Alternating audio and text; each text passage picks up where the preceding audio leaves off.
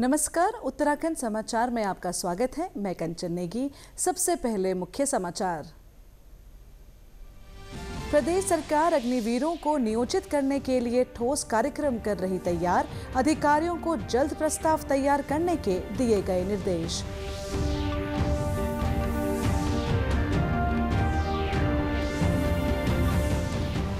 मुख्यमंत्री पुष्कर सिंह धामी ने देहरादून में सीएम विद्यार्थी कल्याण योजना 2024 का किया शुभारंभ। श्रमिकों के बच्चों को मोबाइल लर्निंग स्कूल और उच्च तकनीकी शिक्षा की मिलेगी सुविधा। हरिद्वार में कल से शुरू हो रहा कांवड़ मेला, सुरक्षा व्यवस्था चाक चौबंद। कांवड़ियों पर हेलीकॉप्टर से की जाएगी पुष्प वर्षा।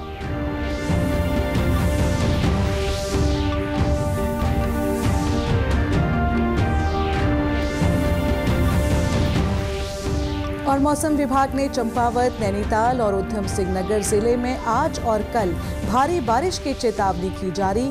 लोगों को सतर्क रहने की दी सलाह। अब समाचार विस्तार से। प्रदेश सरकार अग्निवीरों को नियोजित करने के लिए ठोस कार्यक्रम तैयार करने जा रही है। इसमें सेना में अग्निवीर का 4 साल पूरा करने वाले जवानों को उत्तराखंड पुलिस और राज्य के अन्य सरकारी विभागों में भर्ती करने के लिए कोटा देने का प्रस्ताव शामिल है। इसके अलावा राज्य में कौशल प्रशिक्षण योजना लागू करने की तैयारी भी है, जिसके जरिए रिटायर्ड अग्निवीरों को कई क्षेत्रों में रोजगार संबंधित प्रशिक्षण दिया जाएगा। मुख्यमंत्री पुष्कर सिंह धामी ने अधिकारियों को इस संबंध में जल्द से जल्द प्रस्ताव तैयार करने के निर्देश दिए हैं। आवश्यकता होने पर आगामी विधानसभा सत्र में प्रस्ताव लाया जा सकता है। राज्य के हमारे बहुत सारे सैनिक अफसरों के साथ, सेना के लोगों के साथ, जवानों के साथ जो सेना में अपना पूरा जीवन लगाकर आए हैं, और मैं भी एक सैनिक परिवार में पैदा हुआ हूँ। यहाँ पे हमने पूरी बैठक करी थी, और बैठक करने के बाद 15 जून 2022 को मैंने तभी ट्वीट किया था कि पुलिस समेत जितने भी हमारे राज्य के अंदर काम करने वाले विभाग हैं, जिन जिन विभागों में भी हम जो देश सेवा करने के बाद अग्निवीर आएंगे उनको समायोजित करेंगे, उनको प्राथमिकता देंगे, और आरक्षण का प्रावधान करना होगा तो मंत्रिमंडल में हम निर्णय करके आरक्षण का भी प्रावधान करेंगे, और साथ में अगर कोई एक्ट वगैरह बनाना होगा तो हम विधानसभा में भी उसको लेकर जाएंगे। मुख्यमंत्री पुष्कर सिंह धामी ने आज देहरादून में मुख्यमंत्री विद्यार्थी कल्याण योजना 2024 का शुभारंभ किया। इस अवसर पर उन्होंने उत्तराखंड भवन और अन्य सन्निर्माण कर्मकार कल्याण बोर्ड के अंतर्गत पंजीकृत निर्माण श्रमिकों के बच्चों को मोबाइल लर्निंग स्कूल की सुविधा उपलब्ध कराने के लिए 2 बसों को हरी झंडी दिखाई। ये बसें हरिद्वार और उधम सिंह नगर जिलों के लिए शुरू की गई हैं। इससे पहले देहरादून और नैनीताल जिलों के लिए भी इन बसों की शुरुआत की गई थी, जिससे 314 बच्चे प्रारंभिक शिक्षा प्राप्त कर रहे हैं। इस अवसर पर मुख्यमंत्री ने कहा कि ये योजना श्रमिकों के बच्चों को शिक्षा का समान अधिकार दिलवाने में सहायक सिद्ध होगी। उत्तराखंड भवन एवं अन्य सन्निर्माण कर्मकार कल्याण बोर्ड के तहत पंजीकृत निर्माण श्रमिकों के 75 बच्चों का हर वर्ष चयन कर रुद्रपुर इंस्टीट्यूट ऑफ टेक्नोलॉजी में उच्च तकनीकी शिक्षा प्रदान की जाएगी। इन बच्चों को मैकेनिकल, सिविल, इलेक्ट्रिकल और इलेक्ट्रॉनिक इंजीनियरिंग जैसे विषयों में 3 वर्ष का तकनीकी प्रशिक्षण दिया जाएगा, और उनके रोजगार के लिए प्लेसमेंट की व्यवस्था भी की जाएगी। इन बच्चों के प्रशिक्षण का खर्चा सरकार वहन करेगी। उन्होंने कहा कि इस तरह के प्रशिक्षण मिलने से बच्चों को अपने कार्य क्षेत्र में आगे बढ़ने का अवसर मिलेगा। हरिद्वार में कल से कांवड़ मेला शुरू हो रहा है। इसको लेकर शासन प्रशासन ने सभी तैयारियां पूरी कर ली हैं।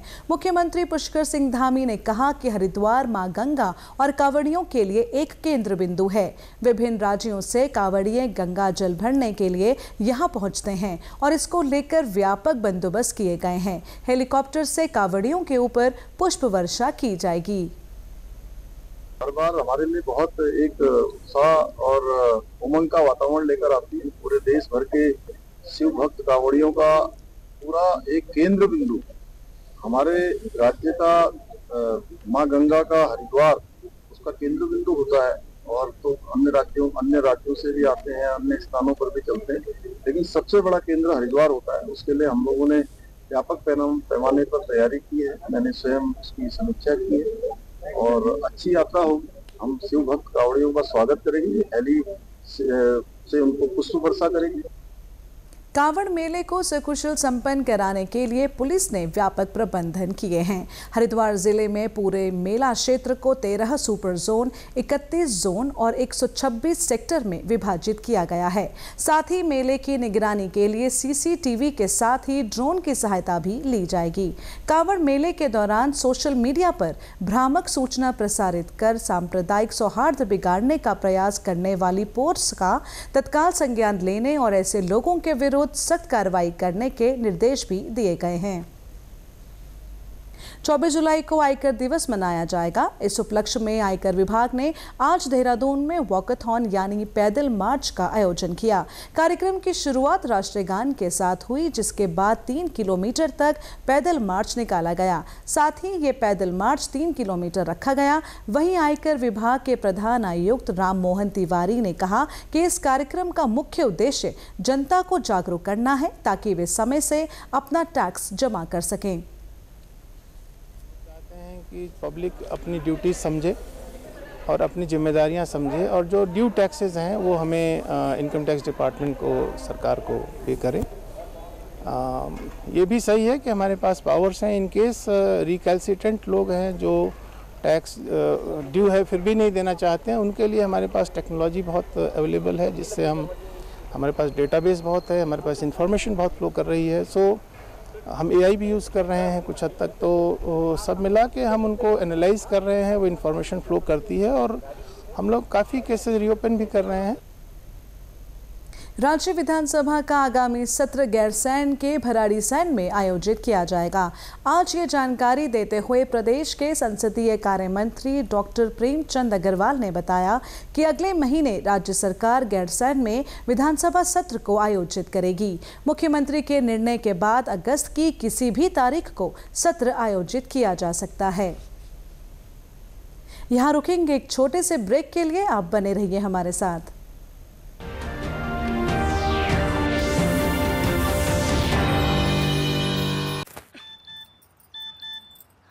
हो गया इंतजाम। किसका? गुड्डी की फीस का। दिखा।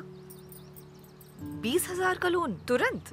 पता है कौन दे रहा है, ब्याज कितना है? लोन विनियमित संस्थानों से ही लें और कर्ज उतना जितनी जरूरत, वो भी जांच कर। हो गया इंतजाम। पगार एडवांस में भेजिए। RBI कहता है, सही वित्तीय बर्ताव करे आपका बचाव।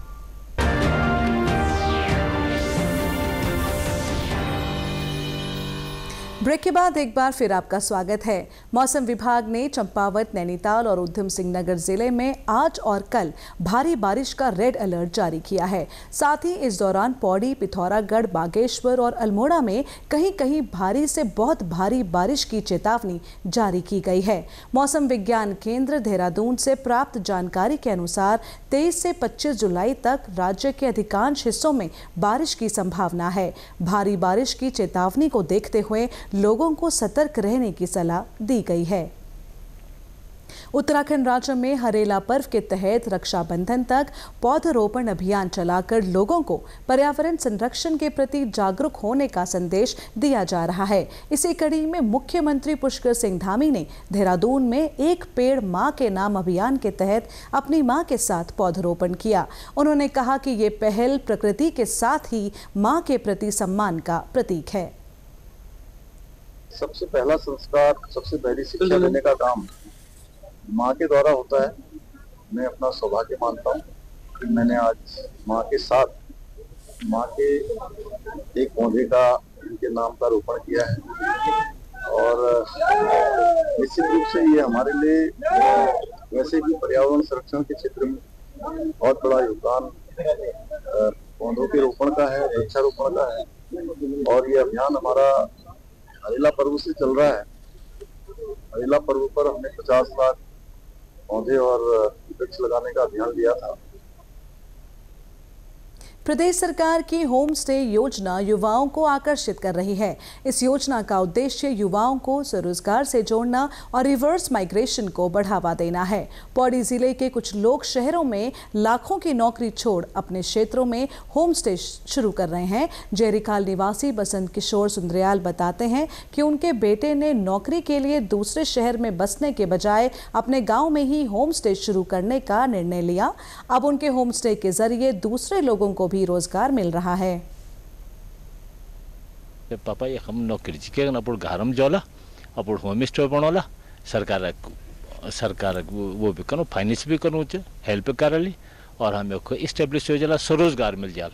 और हम थे भी रिवर्स माइग्रेशन जो सरकार चाहनी चाहिए कि रिवर्स माइग्रेशन होना चाहिए, चलो हम भी एक वो करते हो रिवर्स माइग्रेशन वाला हम भी छो तो मिल चलो अपन नॉन डोला घर में डोला 2-4 लोगों थे हम घर वालों थे नौकरी मिल जाए गाँव थे आस पास थे जो मेरे काम करना चाहिए उथे नौकरी मिल जाए।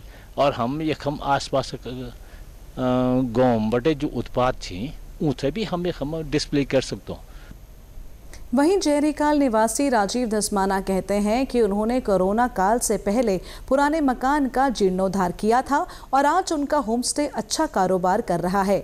उन्होंने कहा कि जेरीखाल में अच्छे से अच्छे होमस्टे की सुविधा आसानी से मिल जाती है। जेरीखाल ऐसी जगह है जहां आप सूर्योदय और सूर्यास्त दोनों एक साथ मतलब एक ही जगह से देख सकते हैं। और दूसरा मॉर्निंग के टाइम पर जैसे सुबह के टाइम पर आप बर्ड वॉचिंग करने भी जा सकते हैं, ट्रैकिंग करने भी जा सकते हैं, है ना। तो ये कई सुविधाएं यहाँ हैं और आपको यहाँ हर तरीके का होम स्टे मिलेगा एक अच्छे लेवल से लेकर के जिनकी कीमत 6-7 हज़ार रुपये है और उससे लोएस्ट आपको 500 रुपये तक का भी होम स्टे के रूम अवेलेबल हो सकते हैं। होमस्टे खुलने से स्थानीय लोगों को रोजगार भी मिला है और पर्यटकों को भी घर से दूर घर जैसा ही एहसास मिल रहा है। इसीलिए पर्यटक होटलों के बजाय होमस्टे में रहना पसंद कर रहे हैं। बहुत सारे होटल्स भी हैं यहाँ पे, अच्छे वेल नोन होटल हैं, बट होमस्टे में मेन रहने का रीज़न सबसे पहले अगर मैं बताऊँ कि होमस्टे में क्यों रहा मैं, होमस्टे में क्या होता है कि जनरली आप अपने घर से बाहर भी हो तो आपको एक होम टच मिलता है। दूसरा है इस होम स्टे के मैंने रिव्यूज़ अच्छे देखे हैं और जब मैं यहाँ पे आया मैंने वैसे इसके रिव्यूज़ भी पढ़े तब पता चला कि ये बिल्कुल पहाड़ी जो चीज़ें हैं, सांस्कृतिक चीज़ें हैं, यहाँ की धरोहर है, यहाँ का खान पान, यहाँ की पुरानी चीज़ें, उसको ये आगे लेके आए। पौड़ी के जिला पर्यटन अधिकारी प्रकाश सिंह खत्री ने बताया कि जिले में 200 से अधिक होम स्टे संचालित हो रहे हैं। उन्होंने कहा कि विशेष तौर पर ग्रामीण क्षेत्रों में होम स्टे योजना को बढ़ावा देने के प्रयास किए जा रहे हैं। हमारे यहाँ जितना टोटल जो होम स्टेज़ हैं पौड़ी गढ़वाल में वो 210 आज उनका संख्या है और 210 में से जो हमारे कंप्लीट होम स्टेज़ हैं वो सभी के सभी भी संचालित हैं। और इसमें आगे की जो हमारी रणनीति है या जो हमारी जो हमने इसमें काम करना है वो यह है कि ज़्यादा से ज़्यादा होम स्टेज़ आइडेंटिफाई करते हुए ज़्यादा से ज़्यादा को पंजीकृत करना है। जो हमारे ग्रामीण क्षेत्र के जो हमारे पुरानी शैली के घर हैं उनको अगर हम होम स्टेज़ में कन्वर्ट करते हैं तो जो हमारे यहाँ टूरिस्ट आ रहा है उनके लिए एक अलग से डिफरेंट लेवल का एक्सपीरियंस होता है, जिसके अंतर्गत उन्हें हम लोकल पहाड़ी शैली के घर में रखते हैं।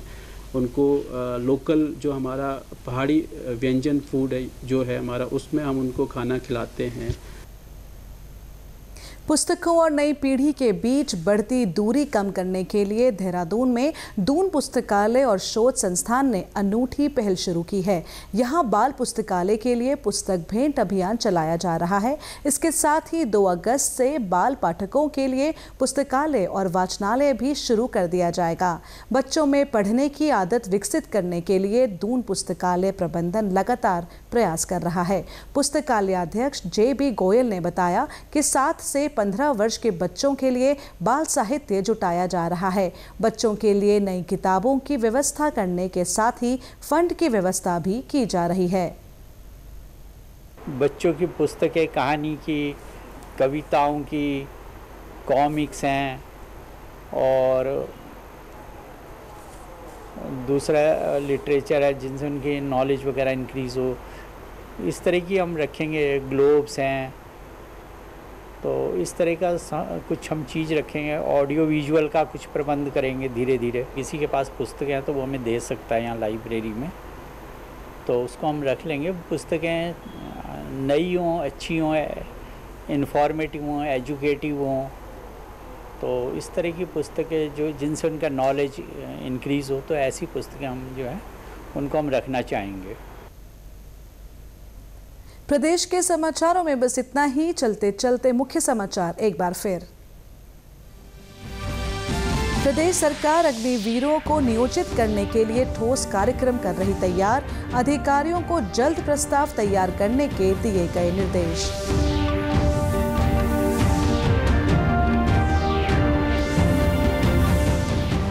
मुख्यमंत्री पुष्कर सिंह धामी ने देहरादून में सीएम विद्यार्थी कल्याण योजना 2024 का किया शुभारंभ। श्रमिकों के बच्चों को मोबाइल लर्निंग स्कूल और उच्च तकनीकी शिक्षा की मिलेगी सुविधा। हरिद्वार में कल से शुरू हो रहा कांवड़ मेला, सुरक्षा व्यवस्था चाक चौबंद। कांवड़ियों पर हेलीकॉप्टर से की जाएगी पुष्प वर्षा।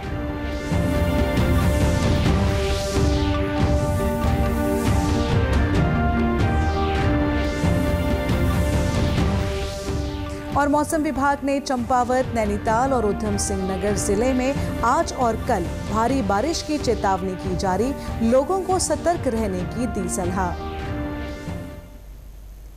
प्रदेश से जुड़ी अपडेट्स के लिए आप हमसे सोशल मीडिया के माध्यम से भी जुड़ सकते हैं। हमारा एक्स हैंडल है DD_News_देहरादून। हमारा फेसबुक पेज है DD न्यूज़ उत्तराखंड। हमारे YouTube channel DD news Uttarakhand को आप सब्सक्राइब करें और हमारे Instagram page DD news Uttarakhand को भी फॉलो करें। प्रदेश के समाचारों में बस इतना ही। नमस्कार।